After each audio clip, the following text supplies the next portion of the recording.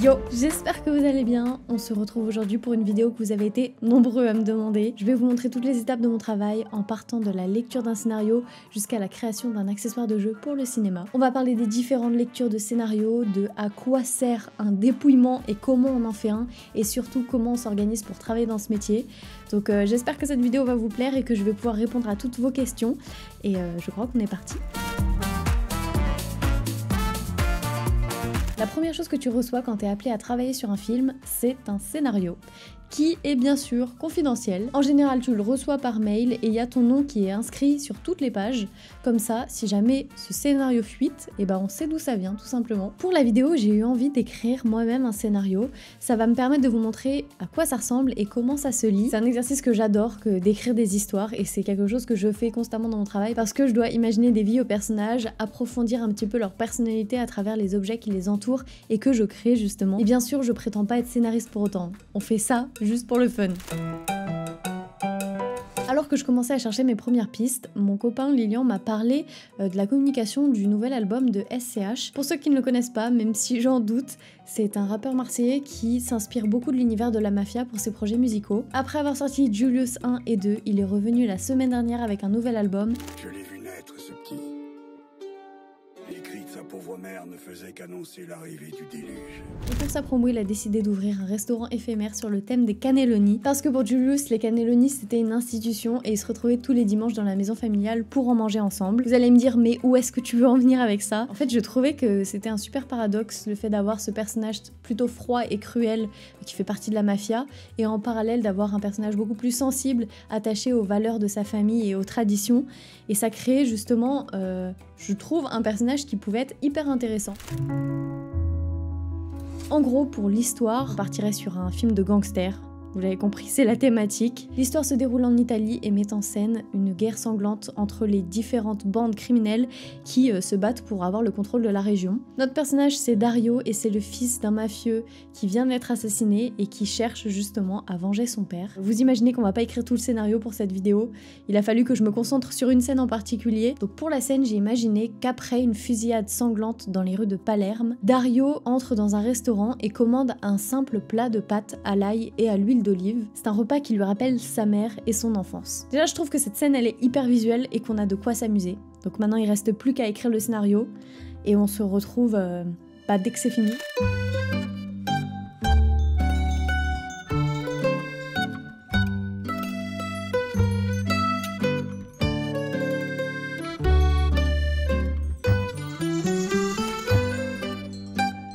La première lecture, c'est un moment hyper important parce que c'est la première fois que tu découvres l'histoire sur laquelle tu vas travailler.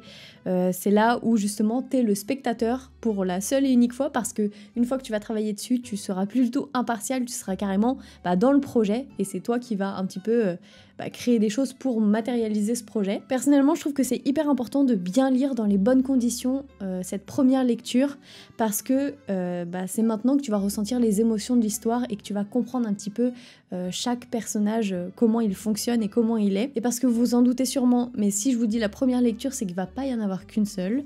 En vérité, quand tu travailles dans le cinéma, quand tu commences à travailler justement, tu vas recevoir un premier scénario, mais tu vas avoir plein de versions différentes au fur et à mesure du projet. Donc ça va être important pour toi de remettre à jour tes listes d'objets à créer, parce qu'il y a sûrement des choses qui vont venir se rajouter au fur et à mesure et d'autres s'enlever. Bref, vous voyez où je veux en venir. J'arrête de blablater et je vous laisse maintenant avec la scène qu'on a écrite.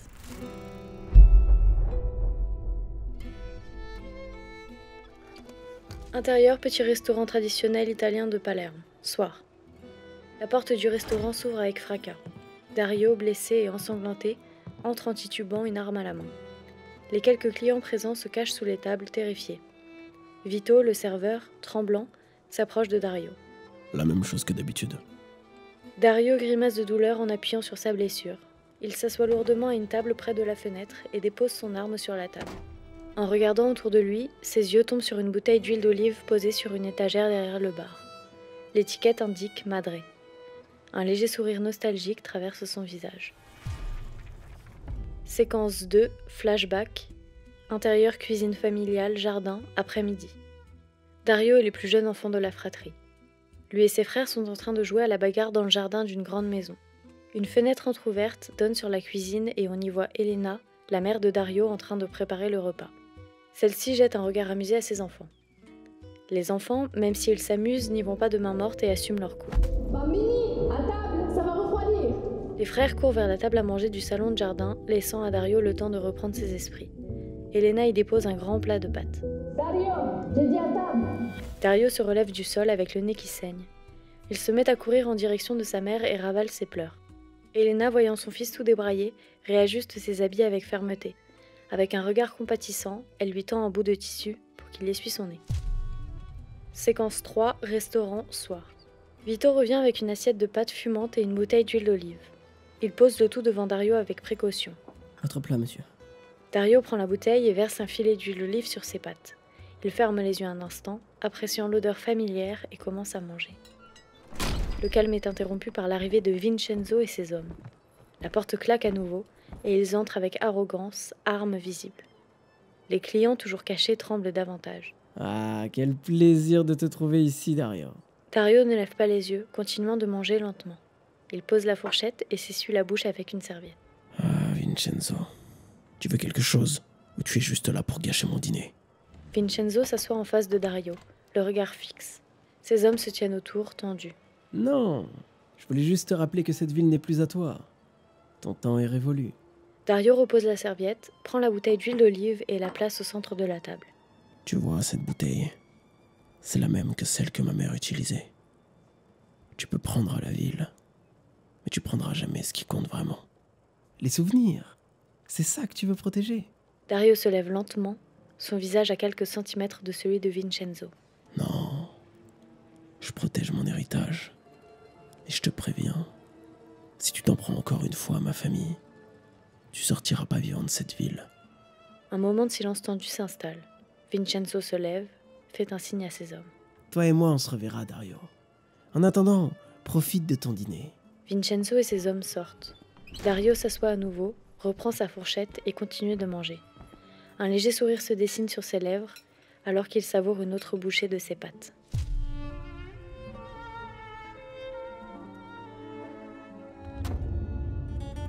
Voilà notre scène. J'espère que c'était stylé et que c'était pas un peu cringe.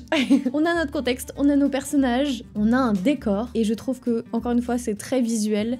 Je me projette très bien dans ce décor. Maintenant qu'on a toute notre base, on va pouvoir faire ce que vous attendez tous. J'ai nommé le dépouillement. Il y a un truc à savoir avec le dépouillement, c'est qu'il y a autant de dépouillements qui existent que de personnes qui travaillent dans le cinéma.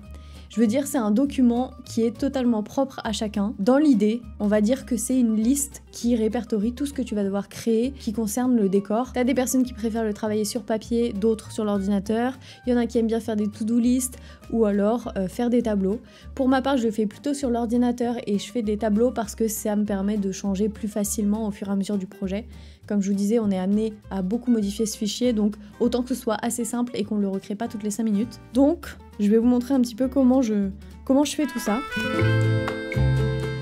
En gros, quand je commence à faire mon dépouillement, j'aime bien me mettre d'un côté de mon écran le scénario et de l'autre mon tableau. Dans ce tableau, je viens me mettre une colonne pour la séquence, une colonne pour le décor, une autre pour si c'est intérieur, extérieur, jour, nuit. Ça me donne un petit peu le contexte de cette scène et surtout ça peut être des éléments qui sont assez importants. Imaginons j'ai une scène en extérieur et je vais avoir une enseigne à créer. Bah, il faut savoir si cette enseigne va être illuminée ou pas, enfin en tout cas va fonctionner ou pas. Et dans ce cas-là, c'est important de savoir si c'est de jour, de nuit, bref. Vous m'avez comprise. Et les deux dernières colonnes que je viens me mettre, en fait on peut séparer ce qu'on va venir créer en graphisme en deux catégories. Tu vas avoir les accessoires de jeu qui sont les objets qui vont être filmés en très gros plan sur lesquels il va y avoir généralement des inserts. Donc c'est des objets qui nécessitent d'avoir beaucoup de détails et une certaine rigueur parce qu'on va les voir beaucoup plus que les autres. Et la deuxième catégorie, c'est le graphisme qui fait plus partie du décor et ça c'est un peu comme du remplissage. Par exemple, si tu as des affiches qui sont sur les murs ou alors des documents qui sont posés par-ci par-là pour faire de la masse, c'est plus une question de logique. Tu vas devoir justement les imaginer et te dire ok, on est dans cette scène-là dans un restaurant italien, qu'est-ce qu'il peut y avoir dans l'environnement qui n'est pas du mobilier et qui sera du graphisme. Tu vas avoir déjà en premier lieu la porte du restaurant. Donc comme je vous l'ai dit, c'est relatif plutôt au décor. Qu'est-ce que tu risques d'avoir sur une porte de restaurant? Bah typiquement, tu serais amené à avoir des sortes de petites pancartes. Tu sais, la pancarte où c'est écrit ouvert, fermé, ou alors les horaires. Tu peux avoir aussi le petit panneau poussé, tiré en fonction de là où on joue. Imaginons on joue cette scène en France, ça va être important de venir recréer ce panneau parce que on est censé être en Italie, donc il va falloir le traduire et donc le recréer. Ça c'est assez intéressant, le serveur, parce qu'on a aussi des accessoires de graphisme qui sont rattachés plutôt au département des costumes. On imagine que ce restaurant italien, il a un logo spécifique, je sais pas lequel c'est, mais c'est typiquement un truc qui pourrait apparaître sur le tablier du serveur. Tout ce qui est en rapport avec le tissu et qui va être porté, c'est des demandes que vont venir nous faire les costumes. Donc moi, dans mon dépouillement, j'aime bien me le noter. Je vais aller un peu plus vite. Notre Dario, il s'assoit à une table près de la fenêtre. Pareil, on a des choses qui seront sûrement sur la table et qui va regarder ou pas, par exemple le menu. Mais on peut avoir aussi des choses qui seront sur le mur, des affiches, des cadres, ça fait plus partie du décor. On continue, on a notre fameuse bouteille d'huile d'olive, ça pour le coup ça va être notre props principal. On va devoir avoir une attention particulière sur l'étiquette parce qu'on va la voir en très gros plan et on va la voir plusieurs fois. Surtout on a une indication qui est l'étiquette indique Madré. Donc ça c'est un premier truc que je vais devoir me mettre de côté parce que je peux pas l'appeler comme je veux, elle s'appelle Madré et c'est pour une bonne raison. Typiquement quand c'est des objets vraiment importants comme ça, je pose la question au chef déco et même s'il faut à la mise en scène pour savoir s'ils ont des idées précises sur comment va être cet objet. Et s'il n'y en a pas, je viens l'imaginer de toutes pièces. On passe à la séquence numéro 2, on est dans la cuisine. Elena est en train de préparer le repas. Donc on imagine pareil, qu'est-ce qu'il y a dans la cuisine ? On a sûrement des packaging alimentaires, des cadres au mur. En fait, le dépouillement, tu viens faire la liste la plus ouverte possible pour éviter d'omettre le moindre truc auquel tu n'aurais pas pensé par la suite. Et c'est des sujets aussi sur lesquels tu vas venir pouvoir discuter avec la mise en scène, que ce soit en termes de budget, si par exemple tu as des trucs vraiment gros à créer. Imaginons on a le bar, typiquement on va avoir toutes les étiquettes de tous les alcools à recréer, s'il n'y a pas de partenariat. Et c'est un truc qui va prendre beaucoup de temps. Mais si t'es pas prévu sur une grande période, ça va être un sujet sur lequel discuter. Est-ce qu'on fait tout un mur sans aucune étiquette ? Chose qui pourrait être possible. Ou alors, est-ce qu'on prend le temps de faire toutes ces étiquettes ? Ou est-ce qu'on s'embête à chercher des partenariats pour avoir des marques d'alcool qu'on puisse utiliser ? Je m'arrête ici pour le dépouillement. Je pense que vous avez compris le principe. Si ça vous intéresse, je vous laisse dans la description le scénario. Comme ça, si vous avez envie de vous entraîner, vous pourrez. On est sur un objet qui rappelle son enfance au personnage principal. Donc, soit on va avoir une étiquette qui sera plutôt avec un charme vieillissant, une étiquette qui n'a pas vraiment bougé depuis qu'il est petit et il reconnaît tout simplement grâce au graphisme d'où venait cette étiquette. Ou alors on pourrait partir sur l'idée que c'est une marque qui existe depuis longtemps et que justement elle aurait cherché à avoir un rebranding parce que elle perdure dans le temps et donc elle suit son époque. Pour la typo du logo principal, j'avais envie que ce soit quelque chose qui soit plutôt traditionnel, on va dire. J'avais cette typo à empattement que je trouvais hyper cool et qui fonctionnait très très bien avec le mot madré, je trouvais. J'avais envie de contraster avec des illustrations qui, elles, soient un peu plus modernes, donc je les ai fait à la tablette. Pour le logo La Madré, je suis partie de la référence de la magnifique Monica Bellucci qui pour moi représente très bien cette femme italienne très charmante et en même temps qui a une vraie prestance et un très très fort caractère. On est sur une étiquette qui se veut être vendue dans le commerce, dans les supermarchés ou autres.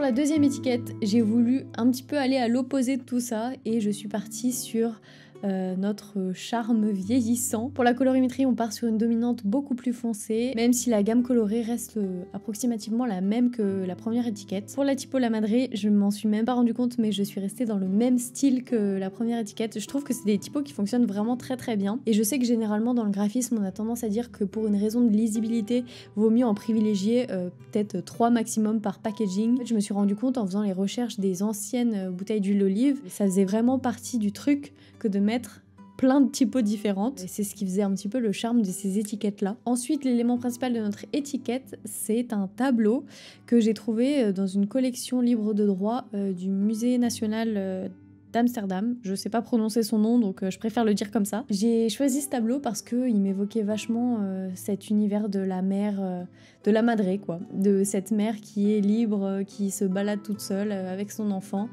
Et même ce paysage italien, je trouve, correspondait parfaitement avec l'univers que j'avais créé dans le début de cette étiquette. Et je pense que justement, même cette idée de ce paysage peut transmettre des émotions à Dario. C'est peut-être à travers ce paysage justement que ça lui rappelle des souvenirs. Pour l'illustration sous le logo, j'ai voulu aller dans quelque chose qui soit beaucoup moins proche de cette illustration de femme que j'avais fait dans le premier. Pour la symbolique, c'est 2 colombes posées sur des branches d'olivier. On a généralement tendance à les associer à des symboles de paix. C'était un petit clin d'œil quand on connaît le contexte de l'histoire, de se dire aussi que c'est la Madre qui vient apaiser Dario.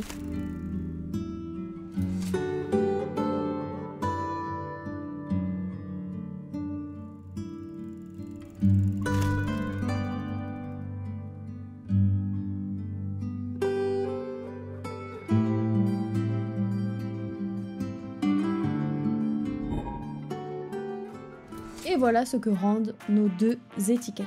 J'ouvre les votes, dites-moi laquelle est votre préférée, même si vous commencez à me connaître et je sais qu'on va avoir le même avis au final. Allez rechercher dans la description si ça vous intéresse, je vous mettrai celle qui est ma préférée. Il y en a une qui se distingue un peu plus de l'autre. Après peut-être que je me trompe totalement et que vous allez être hyper divisés sur celle que vous préférez. Mais là, on se place vraiment dans le contexte de l'histoire, laquelle vous pensez qui fonctionnerait le mieux dans notre histoire qu'on vient de se raconter. Moi, de mon côté, j'ai bien envie de faire un autre épisode un peu dans le style de la compagnie aérienne et de l'hôtel de luxe, mais cette fois pour ce restaurant italien. Parce que je trouve que on a une bonne petite piste avec cette histoire. Je pense que ça pourrait même être intéressant que je vous montre un petit peu comment on crée un décor dans sa globalité. Parce que moi, dans ma tête, je pourrais aller même jusqu'à créer pour de vrai toute cette scène, si j'en avais l'opportunité. Donc ça peut aller très loin. C'est à vous d'en décider. C'est vous qui avez le contrôle là-dessus. Bref, je vous laisse. Bonne semaine à vous. On se retrouve dimanche prochain pour une nouvelle vidéo. Ciao!